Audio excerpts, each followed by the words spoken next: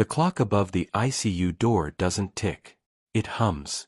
A soft, electric breath that makes the whole hallway feel like it's holding itself together with sound. Fluorescent lights buzz. Distant wheels squeak over polished floors. Somewhere, a monitor chirps like a restless bird. Evelyn's fingers rest on the white blanket. Pale, slender, calm in the way a lighthouse looks calm even as waves break against it. Her eyes are bright but tired, silver rings of resolve around a storm-blue center. She's only 20. 3 days, Dr. Sophia says, voice even, eyes not. We have a donor search running globally. If we find a perfect marrow match in time, she has a strong chance. If not, she doesn't finish. She doesn't need to. John stands straighter than the steel in the window frames. He is the man who buys failing companies at sunrise and sells them for twice before noon. Today, his tie is loosened, his jaw is clenched, and his hands are empty. Money isn't an issue. I know, Sophia answers softly. But blood doesn't take bribes. Silence. The kind that aches. The kind that makes the vents seem louder and the world outside feel far away. Evelyn looks at her father with a small smile. Dad, you look like you're trying to fight the wind. Then I'll buy the storm, he says, because that's what he does, he tries. Nurse Emma adjusts the 4 with careful fingers. We'll keep her strong. She glances at Evelyn. How do you feel, honey? Like the ceiling keeps swimming, Evelyn whispers, trying to make a joke out of it. But I can still hear the violin outside. There is music, faint, from the hospital courtyard below. The late afternoon light has gone gold. A boy plays an old violin with a cracked chin rest. He's thin, in a hoodie too big, sneakers worn to paper. His case is open with a few coins and a folded note. He is Michael. 17. Street sure, city fast, hungry and kind in ways that don't fit statistics. Evelyn listens. The notes rise, tremble, then balance. He's good, she says. Emma nods. He plays most days. Security keeps him near the fence. Robert thinks he'll spook donors. She rolls her eyes. As if music scares people. On the window glass, Evelyn's breath makes a small fog circle. She draws a smiley face in it with her finger and then lets it fade. If I had more time, I'd go down there and request something happy. You will, John says. We're going to fix this. Downstairs, Michael watches the HVAC shimmer, the suits hurry, the sirens flash. He knows the word leukemia, even if it's spelled in a language his life hasn't taught him. He's seen the bald heads. He's seen the tired mothers. He has slept in stairwells when the rain came hard. He knows the smell of bleach and coffee. He plays for coins, yes. But sometimes he plays because there is a girl looking out a window with eyes like a winter sky, and he wants to push the winter back a little. Hey, a guard says. Robert. Thick neck, tight sleeves, decent man paid to look mean. Wrap it up, kid. One more, Michael answers, and the bow leans into a melody that sounds like courage climbing stairs. On the 8th floor, Sophia signs a form. We'll run HLA searches through the night, she tells John. We already pinged regional databases. It's late, but miracles don't keep bankers' hours. How do you keep doing this? John asks her. Sophia meets his eyes. Because some days the phone rings and the voice says, we found one. And everyone runs. Do people ever find their match in 3 days? Evelyn asks, soft and curious, the way she always is. Sophia hesitates, just a breath. It's rare. She adds, but not impossible. Outside, a siren weaves through traffic. A dog barks. The sky tucks itself into evening. Michael packs the violin, fingers trembling from the last high note. He tucks the folded note back beneath the velvet, a free clinic receipt with a scribbled code, blood type, a test from months ago when Nurse Emma had coaxed him in for soup and a finger prick. For emergencies, she had said. He'd laughed then. Now, he looks up at the 8th floor window. The girl's shadow is there, a small, brave shape in a room of machines. Do you believe in impossible things when you don't have a reason to? Or do you need a face at a window to make you move? Michael zips the case and runs. And above him, the not-ticking clock hums and hums, because time does not wait for anyone, not even a millionaire. Not even a girl named Evelyn. Not even you. In 3 days, everything will change, if a street kid can outpace a deadline that eats giants for breakfast. Rain needles the city before dawn. It's the kind of rain that makes secrets slide from roof edges and pool in the alleys. Michael sprints anyway, hoodie dark and heavy, violin case knocking his thigh like a heartbeat he can't slow down. The clinic by the bus depot is dark, but not empty. The night nurse hands off today, yawns wide, and stares when Michael slaps a crumpled slip onto the desk. "I need Emma," he says. "Nurse Emma. She knows me. Sweetheart, she's at St. Mark's. Day shift." "I know," he pants. "That's where I'm going." He pushes out, sneakers splashing, eyes on the light bleeding into the east. The city exhales steam from manhole covers. He cuts down Market, vaults a low fence, ducks past a bakery waking into warmth. The smell of bread cuts through the wet air, makes his stomach grumble. He keeps running. Inside St. Mark's, John hasn't sat for hours.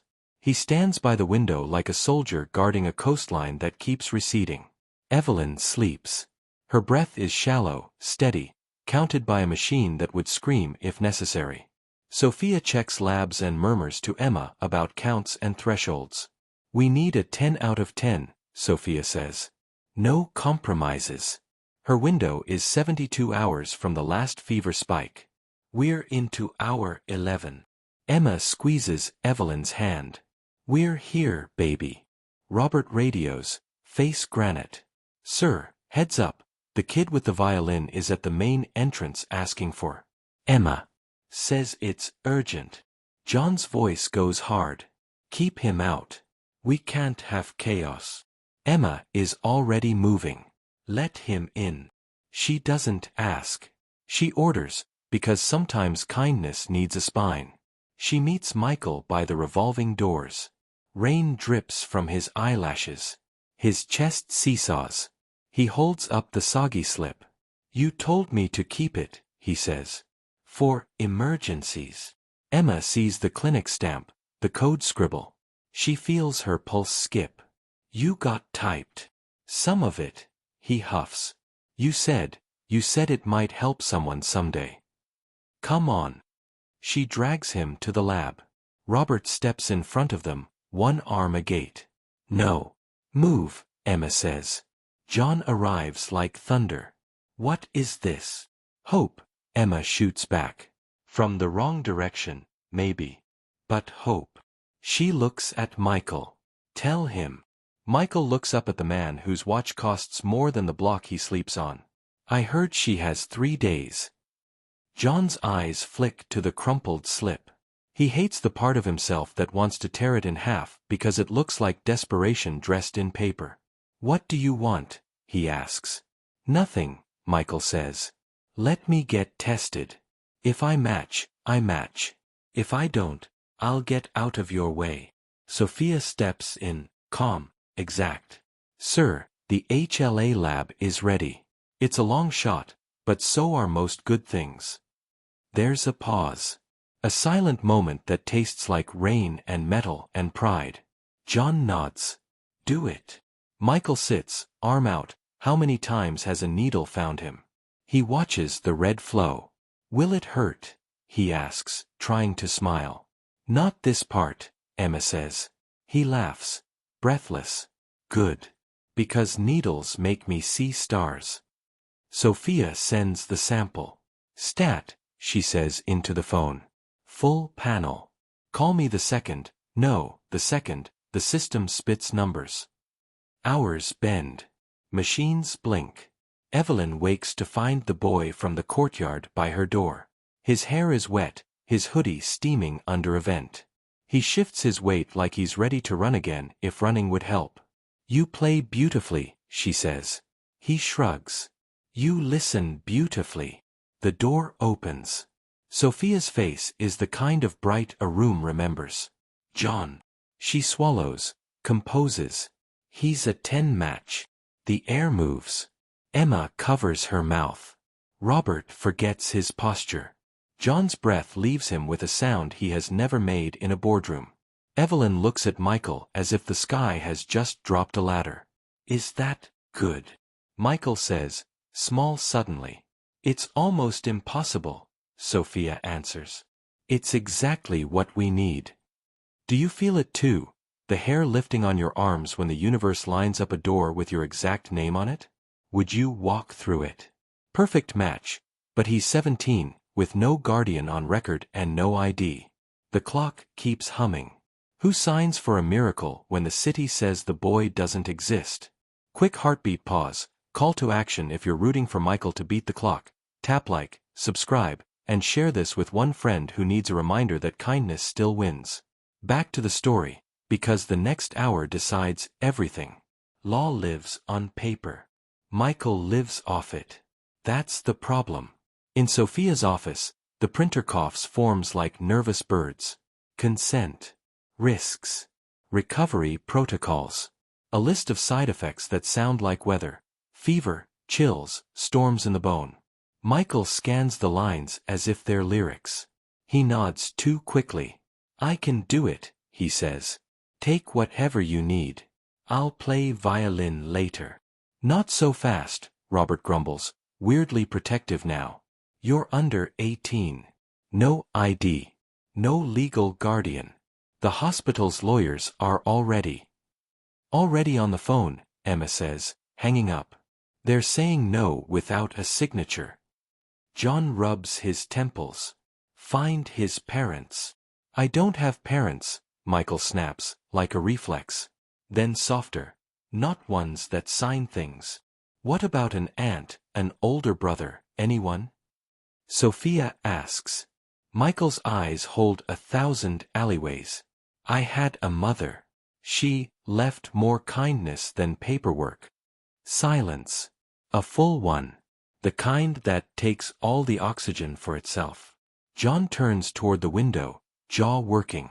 He looks like a man ready to punch a wall and then buy the building. What if I sponsor him? Temporary guardianship.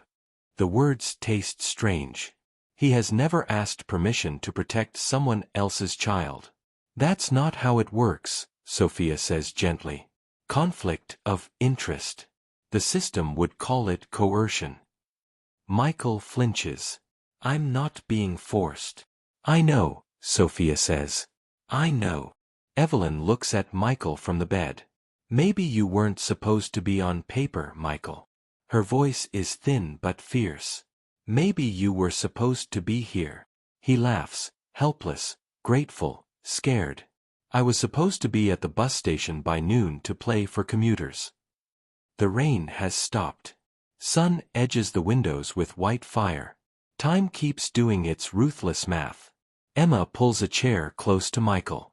Listen, she says. There's a path. It's complicated, but it exists. Tell me, he says. Mature minor doctrine, she explains. If we can prove you understand the risks and you've basically been responsible for yourself, a judge can approve your consent. But we need proof. Records. People who know you. Something with your name on it. Michael stands. I can get that. From where? Robert asks. Your pockets. Michael grins, exhausted and defiant. From my life. He bolts. Downstairs 2 at a time, shoulder-checking panic. Emma calls after him. Take my lanyard. He takes it, her badge a golden key in a hostile castle.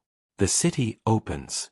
He runs to the old school he left 2 years ago, finds Ms. Carter, who still keeps a drawer of granola bars for kids who say they're not hungry but are. Michael, she says, wide-eyed. My God. I need proof I'm me, he says. Attendance, anything. She prints record after record. You always sat by the window, she says. You said the sun made the math nicer. He sprints to a shelter under the overpass. Sophia, he yells. A different Sophia, gray hair, kind eyes, director of the drop-in center, waves him into the office. I need my intake card. We still have it, she says, rifling. You helped move cots the night the pipes burst. Remember? You stayed. He grabs the card, the edges soft from years. I have to go. Eat this, she says, pressing an apple into his hand like armor. He hits the bus depot clinic where Emma first pricked his finger. The receptionist recognizes him. You still owe me a song. I'll play you a whole concert if you find my file. She does. He kisses the air near her cheek, a dancer in a crisis ballet. He runs. Do you ever sprint toward something you can't see yet, just because you believe it's there? Who taught you that kind of bravery? Back at St. Mark's, the sky has gone from pale to bright, noon inching into afternoon. John paces like a metronome. Evelyn watches the doorway. Sophia calls courthouse after courthouse. Night judge, she tells Emma. We'll need one after hours if we don't make the 4 o'clock docket. Then we make it, Emma says. Michael arrives, breath ragged, arms full of paper lives, school records, shelter cards, clinic slips, a photo of him at 12 holding a paper plate with a cupcake, grin too big for his face. He spills it onto Sophia's desk. This is me, he says, palms up. I exist. Sophia's smile is sunlight. Then we go to court. 4 o'clock is 27 minutes away, and the courthouse is across a city that never promised to move for anyone. Can they get a judge to stamp a miracle before the window slams shut? Sirens thread through traffic like silver needles. Robert drives. John sits shotgun, white-knuckled on the dash despite a driver who once raced ambulances through typhoons. In the back, Michael and Emma brace their knees against the bench, forms clutched, breath sinking with a turn signal that refuses to blink faster. Take 9th, Michael says. The lights cascade green. Robert raises an eyebrow. How would you know? Because I play this city like a violin, Michael shoots back. Left now. They skid into a space that isn't one. Emma barrels ahead, badge up. A guard starts to protest until John steps into view. Money does strange things to thresholds. They are waved inside. The courthouse is a maze of scuffed floors and murmured names. At the end of a hall with a vending machine that buzzes like a beehive, a door reads, Night Court. Judge Ramirez. They burst through as a woman in a blazer flips to a new page. We need the mature minor doctrine for a bone marrow donation, Sophia says. She got there minutes ahead, miracle in scrubs. The donor is 17. He understands. He consents. The judge's gaze is steady. Name. Michael. Last name. He swallows. My mother's last name was Torres. Michael Torres, Ramirez repeats, pen pausing. Do you understand the risks? This is not a movie. There is no soundtrack when it hurts. Michael's mouth quirks. There's always a soundtrack. It just sounds like air vents and your own heartbeat. A corner of the judge's mouth lifts. Who speaks for him? I do, Emma says. He's been caring for himself for years. He's responsible. He's kind. He shows up.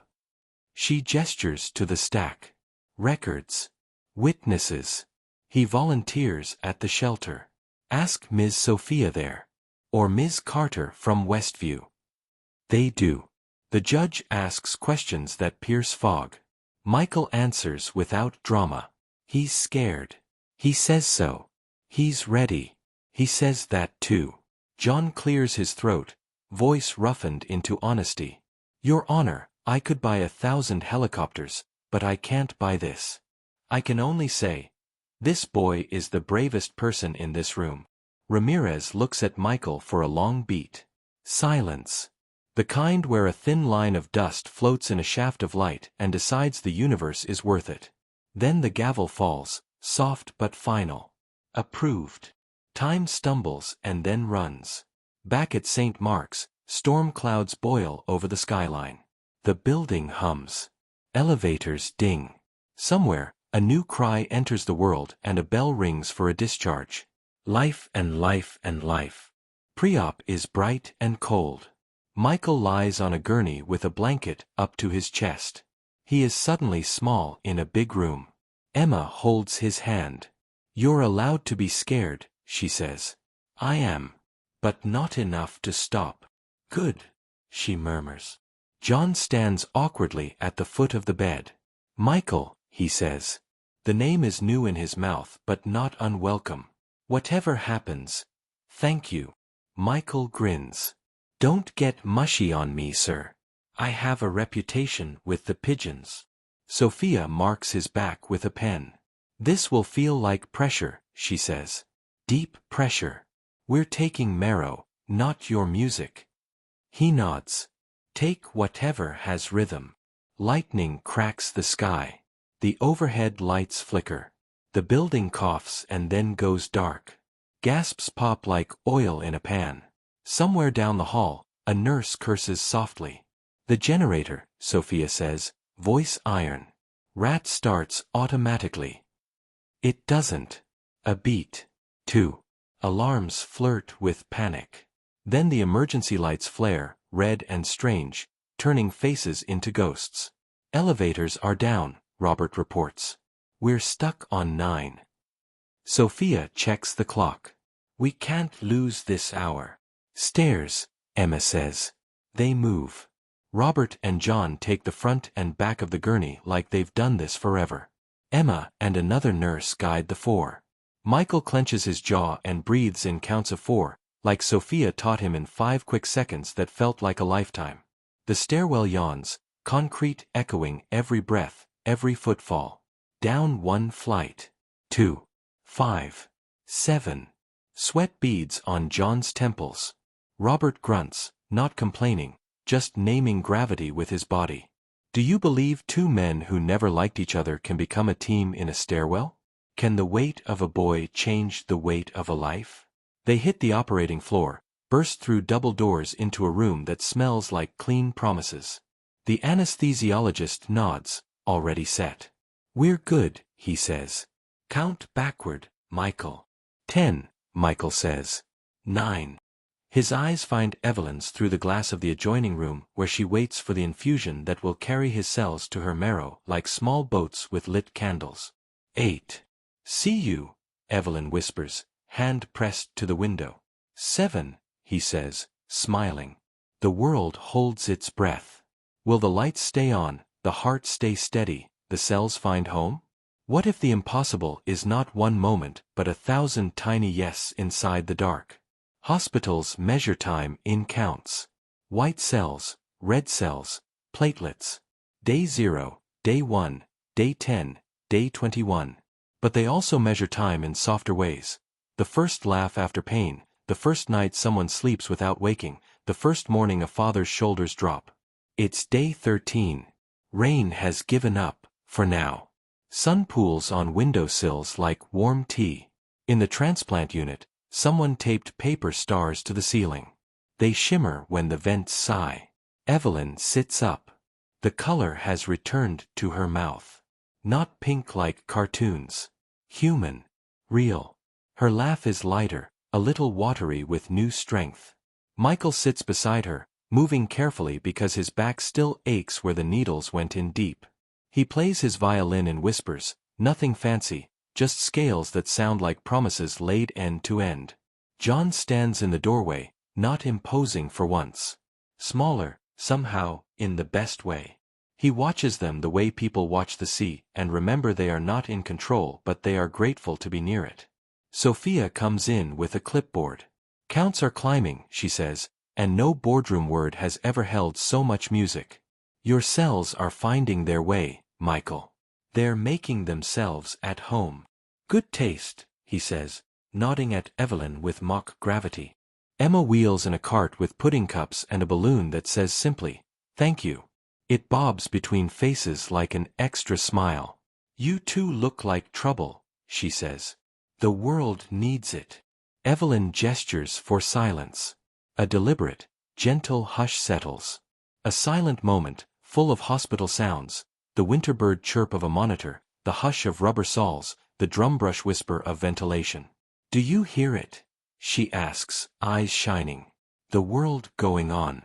And we're in it." Michael lowers the bow. "Barely believed it yesterday," he says. "Believe it a little more now."